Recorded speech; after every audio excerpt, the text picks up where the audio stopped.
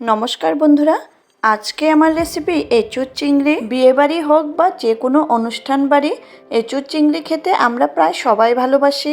অনুষ্ঠান বাড়ির মতো দারুণ স্বাদের এঁচুর চিংড়ি কিভাবে বানাবে সেটাই এই ভিডিওতে শেয়ার করব। তাহলে ভিডিওটি স্কিপ না করে সাথে থাকার অনুরোধ রইল। প্রথমে এঁচুরটাকে মিডিয়াম সাইজের টুকরো করে কেটে প্রয়োজন মতো নুন হলুদ দিয়ে হাফ সেদ্ধ করে নিয়েছি। এই এঁচুরটি কিন্তু বেশি বড় সাইজের ছিল না, মিডিয়াম সাইজেরই ছিল।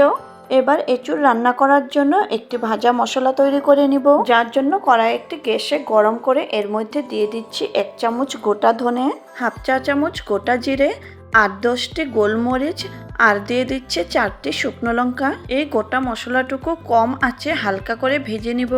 যখনই মশলা থেকে সুন্দর একটি গন্ধ বেরোবে তখনই গ্যাস বন্ধ করে দিব আর একটু ঠান্ডা হলে মিক্সিং জারে দিয়ে গুঁড়ো করে নিব।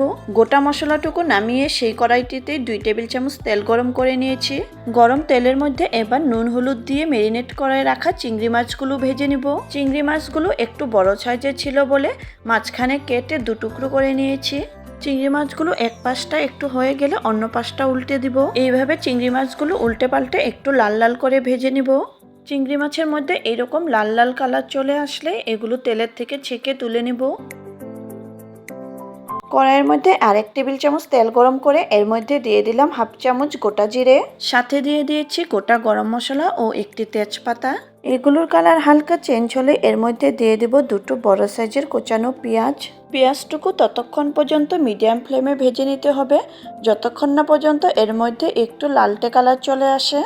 পেঁয়াজ ভালো করে ভেজে নেবার পর এর মধ্যে দিয়ে দিব 1 চামচ আদা রসুন বাটা। আদা রসুন বাটাটুকু পেঁয়াজের সাথে একটু সময় ভেজে নেব।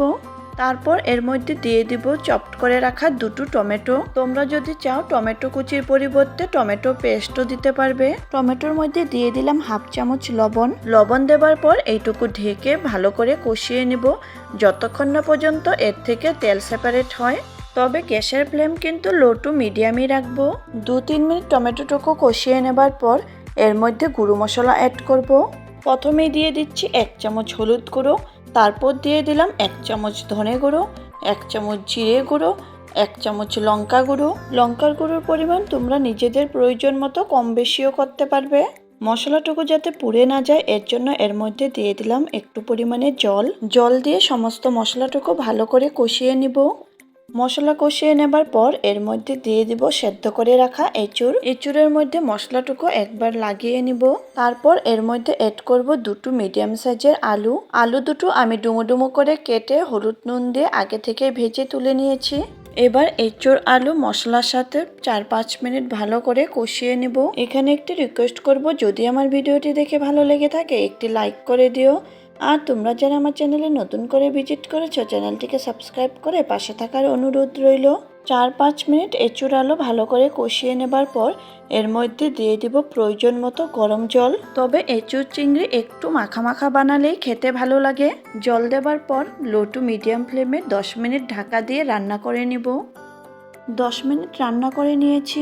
এঁচুর আলু ভালোভাবেই সেদ্ধ হয়ে গিয়েছে। এবার এর মধ্যে ভেজে রাখা চিংড়ি মাছগুলো দিয়ে দিব।